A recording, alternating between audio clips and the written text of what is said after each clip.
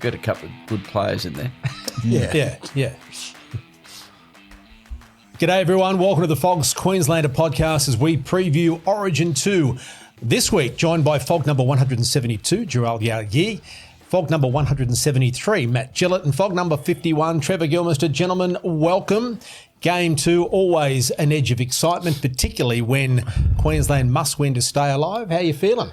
Yeah, I woke up pretty good today, thinking only a day out, or 2 days out, and looking forward to seeing what happens because, as we know, the controversy of the first game. So we'll see what happens. Jharal, welcome to you, filling in for the King. So Gilly won't have anyone to pick on. He may pick on you, so be careful. Right. He's a winger. He's a winger. You can pick on me if you want, mate. How you feeling? Good, mate. I'm a bit nervous about going to. I mean, we don't really have the greatest track record down there. I think we've won one in the last maybe 6. 95 was our last win. It makes me. It makes me nervous, but I think we've got a decent squad to be able to get the job done as well. But the venue just makes me a little bit nervous, and I've got a bit of a hoodoo things like that. So hopefully they can get the duck off the back. No, yeah, back at what what Jharal just said there. It's obviously our record's not great down in Melbourne, but game 2 on the line, and obviously the way game 1 went, we're playing some brilliant footy out there, and we'll continue to do that. And we have a few changes in our side as well, which is pretty exciting to have a look on paper. We've got some excitement there, but in terms of how Billy uses them on Wednesday night will be a different story. But very excited about the opportunity and must-win game, obviously. So pressure's going to bring the best out of our boys. Well, let's have a look at the teams for Game 2 on Wednesday night at the MCG. As you mentioned, Gillo, a couple of changes for the Queensland team. The interesting ones to me, and I'll get your thoughts, gentlemen, Max Plath, who was outstanding, I thought, in game number 1, drops back to the bench. Ruben Cotter moving into lock forward and Brenton Nickera coming into the starting lineup. Your thoughts on that particular change? Yeah, I think, it's not. In the modern game, is it such a big That's right. No, I don't think it is. Obviously, Ruben Cotter and Maxi Plath are like for like. And I think even something happens to Harry, Max can go in there. So that's not an issue. And even Ruben Cotter could go into the number 9 as well. So, I mean, I don't think it's an issue. So your forwards interchangeable these days most of the time. So, they'll probably get around in about the same amount of time. Yeah, I like Max coming off the bench. He looked like he had spiders on him in game 1, so he was hard to handle, and it's going to be better for us. I believe him coming off the bench because he'll have, he'll be fresh. He'll be able to do exactly the same thing, and I just think Ruben is a guy who plays his best footy when he gets into his work. So the longer he's on the field, the better for us. And I like Nickera. I'm excited to see how he'll handle, being starting in this game. I think he'll be better for the run. He was a little bit. I think at the end of the game he looked a bit tired. And as in your first Origin, you're always going to feel different, and it's going to be a lot faster. So. Yeah, you burn yourself out mentally, don't you, sometimes? Yeah, you're sitting there waiting. You're trying to go. You want to go. You want to do everything. So I think he'll be better for it at this as well. And it's going to be interesting to see how Bill uses this bench as well. It's a nice bench. Yeah, very excited about seeing Britton there on the edge there. He obviously runs some great lines and can score points. And, obviously Ruben was there game 1, but as Jharal just mentioned, he's a workhorse, Ruben. You know what you're going to get out of him. He'll last the whole game. But having Britton there at the back row, expecting them to play to him fairly early in the game, play short and see what New South Wales are doing. Then obviously our bench, mate, it's quite impressive. And then hopefully we can see Reece out in the field together with Kalen Ponga, the way the Maroons sort of used to run when we had an extra, the number 14 was like a Cooper Cronk or Daly Cherry Evans. You then have shape out the back of each side of the field, and that'd be quite dangerous. And I don't think New South Wales would like to look up. What do you think about the 19-man bench nowadays? I think it's a bit.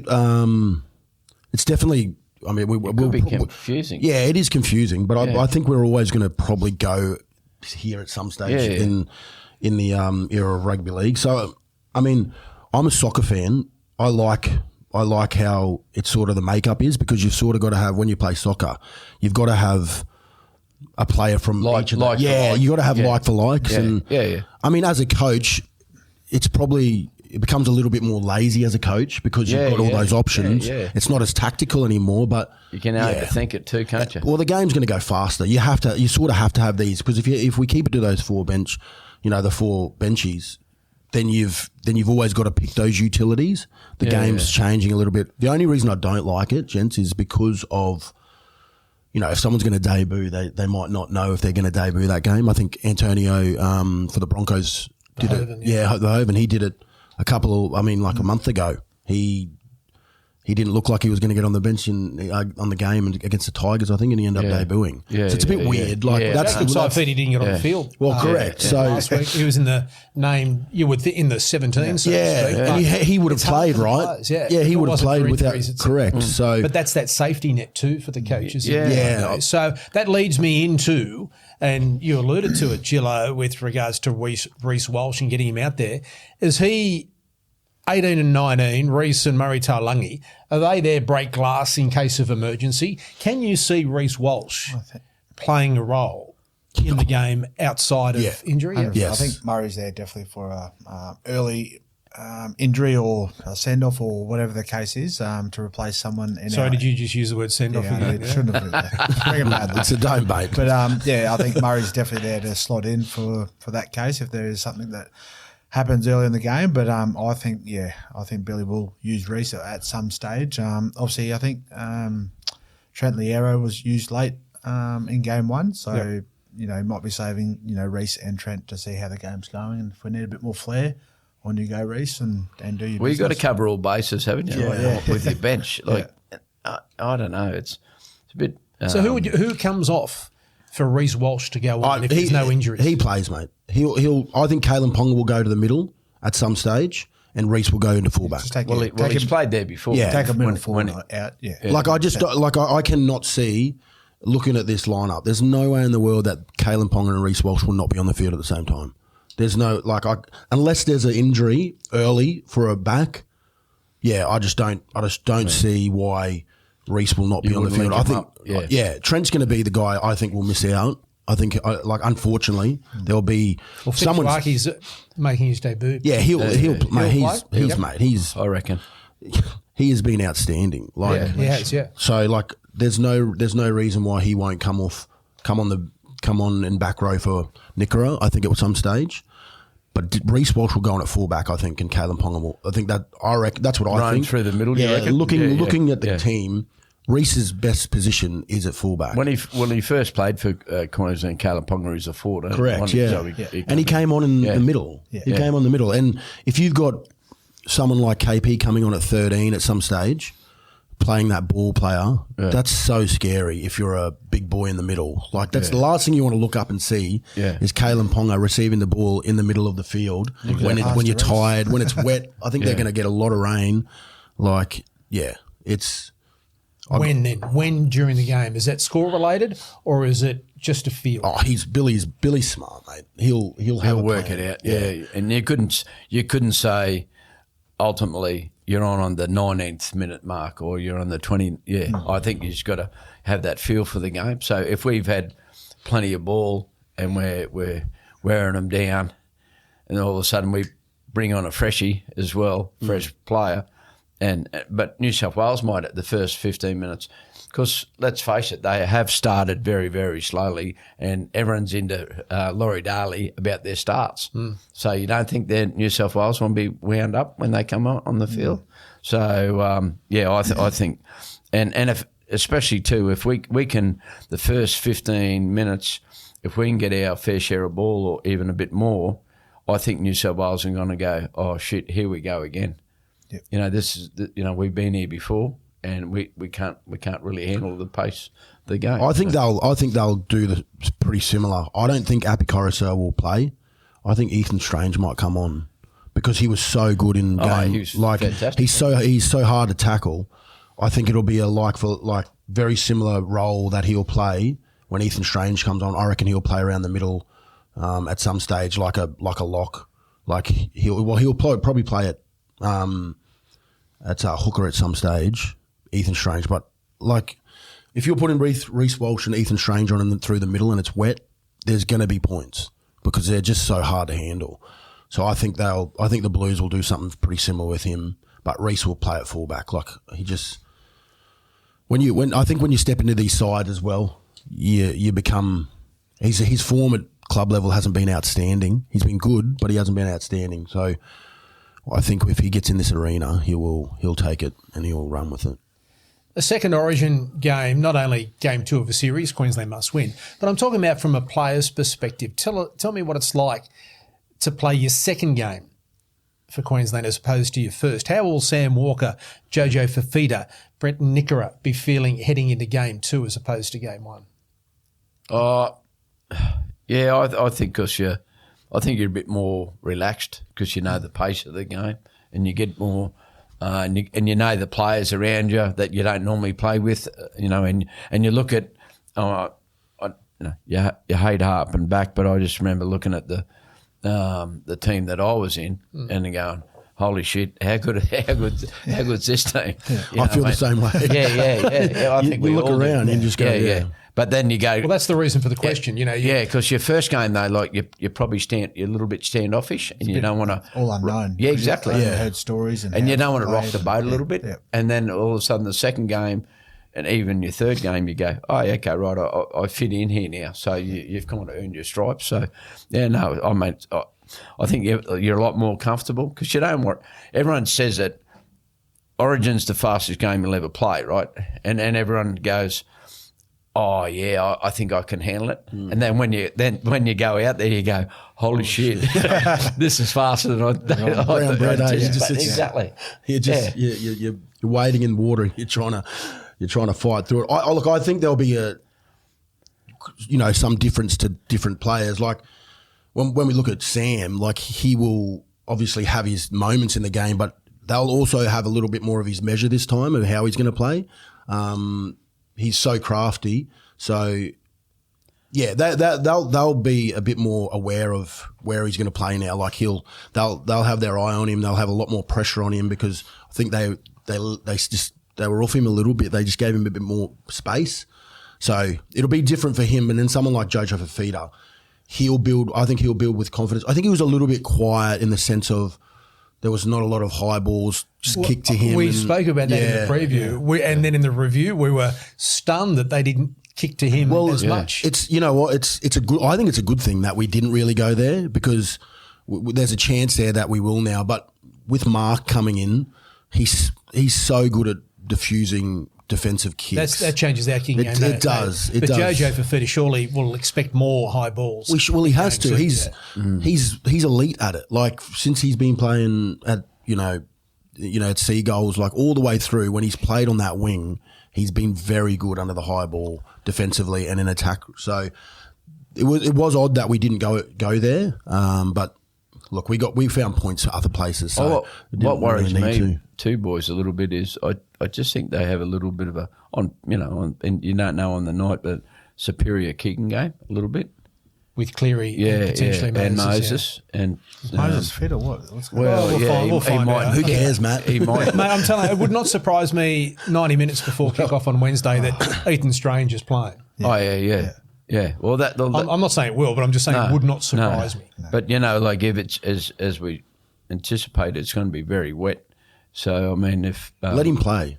Yeah. Moses let him and play. Cleary, their kicking game is pretty good, isn't it? You know what I mean? So, I mean, Carlin Ponga can kick the hell out of the ball as well, but Money... So, I just think they got a little bit of an edge on us. That's probably where we are not at our strongest point is the long kicking game because Sam's a creative short kicker. So is Cam Munster. Kalen Pong is probably our only. Yeah. But with them also, like you could see Nathan Cleary really struggling in game 1 with that. Like he's not used to kicking long as much as the Blues would like to play. And Mitchell Moses plays on that. He's a right foot kicker, right? So he plays on the right edge. Like that's a problem for them if they're stuck and he's got to kick. from the inside. That's a lot of pressure from us. Which is that sore leg? The hammy. Mate, he'll milk it. Don't worry. If there's anyone that can turn one on when he gets hit after a kick, it's Mitch Moses. They have had some injury concerns, New South Wales. Stephen Crichton out, Blake Brayley with the broken arm, and of course they lose, Casey McLean with that leg injury over the weekend, et cetera. But look at their side. I reckon, Ethan Strange. I'm still surprised he's not in there. But having said that, any team that welcomes back Payne Haas is better than it was without Payne Haas, surely. Well, that was a natural change, wasn't it? Yeah, he comes back now that he's fine. But the other ones the other change is a bit of a toss-up. But But having Payne back for New South Wales is huge. Yeah, of course it is. And we know that only too well with the difference he makes for the Broncos. I wouldn't have put Mitch Barnett to start. I don't reckon he might still not start. And Fanua Blake starts. No, I think Cam Murray for me is probably their best option at 13. I think Isaiah Yeo should be playing in the middle in Origin. I think Isaiah Yeo, you know what I mean? Yeah, I think Cam Murray is possibly the 13 for Australia when he's fit and well. So I just don't understand how he's not starting for them. I mean, and again, it doesn't bother me. I don't care who they play. But I'm saying if I was to pick the Blues side, it would be Cam Murray at 13. I'd put Isaiah Yeo in the middle. Well, see, with the main Payne. reason there because you got Yeo and Cleary. The connection. Yeah. So that's the main reason. I think the last time they played, like when the Blues were dominant, Isaiah Yeo played in the middle.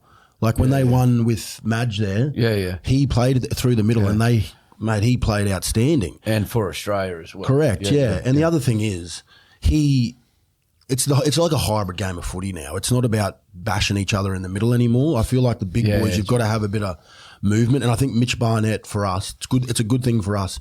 He was just trying to break the front door down when I don't think they needed that. So I think we've got in the front rows we have a bit more versatility. They can move. They use their feet a little bit more. They're not just like let's bash each other. Like Tino Fasuamaleaui and Tom Flegler. They've got a bit of footwork to them, and I think that's what was good for us. So yeah, I think if Mitch Barnett starts, I wouldn't be surprised if they changed it. Yeah. What do you see as the key matchups to give us an outcome in the game? Who has to play well? I think it's the fullbacks for me.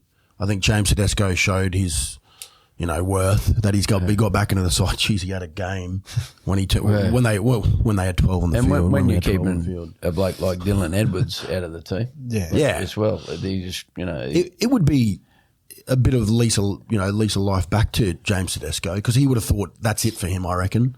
So I think in this game it's going to be Kalen Ponga and James Tedesco that'll change it again. Like if KP's on for us in that period, I think he's the guy for us last game. I think too, if it's going to be greasy and wet conditions, I think like the likes of Harry Grant and Reece Robson, when to get our big boys onto the ball, stuff like that, and defensively through the middle because they're going to get targeted. Obviously, Payne's going to run at Harry, and Harry's going to say happy days. But he's got Reuben Cotter there or Maxi Plath before in the middle as well. So I think that the 2 nines, mate. Yeah. And mate, obviously the game 1 too with all the errors and everything like that. I don't think we'll see that again from New South Wales. Obviously got us off to a great start, but I think the boys will be just tucking that ball under the arm and trying to get through that first 15 minutes with error-free footy. And again, that comes down to our forward pack, our middle boys in there setting the tone. Obviously with the news of Tino and his father through the week, it's going to be a very emotional game for him, and no doubt the team as well. They they bind together when they really need to stand up for each other and show each other support. So I think our forwards and big fiery redhead Tommy Flegler in the middle there, I think that's definitely where it's going to be won initially at the start of that game. And if we can complete well, kick long, we touched on our kicking game, but if we can kick into corners and keep them tucked down there, it'd be great. The blokes that play in the middle, see, they just looking after the middle, so I'm trying to look after the backs. We're edge. Sorry. Ball playing. You play a little bit. Yeah, ball you playing. on the stick. You did. But 5'8". And I said it earlier, but I think the first 10, 15 minutes, if we can put a couple of tries, I mean, you don't have to zing the ball around, but I mean, first 15, 20, 25 minutes, and if we hit the front, early, I think mentally their head will be spinning, going, "Oh shit, here we go again." Yeah. We can't stop this mob, the way they go. Well, if Queensland does get to a lead, and it would be remarkable if they were to get to another 20-0 lead, but they would have learnt from game one. Yeah. And I think Cam Munster made the point as he came off at half-time in game number one. They sort of went searching for that next try before half-time and lost their way a little bit. They knew they only needed one more try to really put New South Wales away, but they would have learnt that A, we can put points on them, and B, not to go chasing. And just stay what you did all week, what you planned for, what your preparation was, and we all know how thorough Billy Slater is, and getting the boys to understand their roles. It's just a matter of staying to that. You can get quite happy and try different things in Origin, and sometimes it doesn't pay off, but just stick to your guns. Yeah, I feel like you can put anyone in this jersey, but we'll be a team that will just grind out a win. Like if you get out to a lead, it's pretty rare we'll go on and, I mean, when we had a lot of superstars on the side, you could run away with it. But I feel like as a Queenslander, when you get out to a lead now, and especially with this blue side, we find a way to hold on, and that's how, I don't know, I feel like it just falls back to that every single time we play, and that's what I believe that's what will happen. I feel like we'll get out to a good lead and we'll be able to hold that on and hold on to it in this game. And you could tell that we were scary when we were in good ball every time. Like it looked like we were going to score. Some games you watch and you go, Jesus, I don't know if we're going to get over the line here, but we looked dangerous every set when we had in good ball. So, I think that the Blues will have to come out of the blocks. I think they will, and I reckon they'll try and get first points pretty quick. That's what they'll have to do. Well, they know they can't afford to be down 20-0 again. That's for sure. And it took them to the last, 90 seconds with 13 against 12 to overcome that extraordinary Queensland defence. Is there an area in the game or a Queensland area from game one heading into game two that not so much concerns you but needs improvement from game one at all? Or will Billy have said, boys, we went okay, down to 12 is when they got us. Is there anything that you'd like to see improved? Yeah, no one gets sent off would be good. That would be. Well, he brought it up. It's his fault. If we can do that, if we can have 13 on the field, I think we'll be okay. No, I think there was a lot to like out of game one. Yeah, 100%. I don't think there was anything not to like. No. Like, I thought we played awesome. So I agree. Yeah. It was obviously, control what you can control, you know what I mean, and make sure that obviously I think our forwards, especially as I said, our bench, and if we said if it's going to be wet, and it is a greasy ground, you know what I mean. So a lot of cross plays. I think love to see Harry getting out from dummy half and turning our big boys under and picking up blokes on the other side of the ruck, stuff like that, just to turn those New South Wales forwards around a bit. And what's the atmosphere like at the MCG? Because the crowd's so far away, it's so different to playing at Suncorp Stadium or at a core stadium. Yeah, mate, when you win, of course you love it. Can you hear the crowd? Yeah, you can. You can hear the crowd. But I mean, it's not like Suncorp. No. You know what I mean? Like, and obviously, those closer grounds. So, but yeah, it's like who gets a chance to play at the MCG? Does it change your visuals at all, the fact that the fence I think the kickers obviously got to get their bearings a bit better. I didn't have to worry about that. I think that's one thing that the kickers are. I think I was talking to Daly about that when he did play there. He said it was a bit odd because it's such a big space. Yeah. You're kicking anyway, but it just feels like there's a lot more space there. So you've got to be careful how you take that on. So I think that's something that will need to change a little bit, but I mean, it's a rectangle footy field. Just get out there and have a crack, boys. Well, final thoughts, gentlemen. We'll go around the table. I know that you're saying Queensland will win, but why and who will be the key player? Who will win that man of the match for Queensland when they win? I'm going. Obviously Queensland to win. I think it'll be a low-scoring game, to be honest. 18-14, Queensland. I'm tossing up between Kalen Ponga and Harry Grant for man of the match. So, I think it will be really good. And as I said, get off their kick, get in their heads and say, here we go again. I'm going to go 20-8 Queensland. And I'm going to stick with KP. I think he's got a point. I think he'll want to make up, even though I think he'll just be like, this is my game. I need to do something here, and he'll have thought like that would have been in his head the whole 2 weeks he's been away. So I think he'll have a blinder.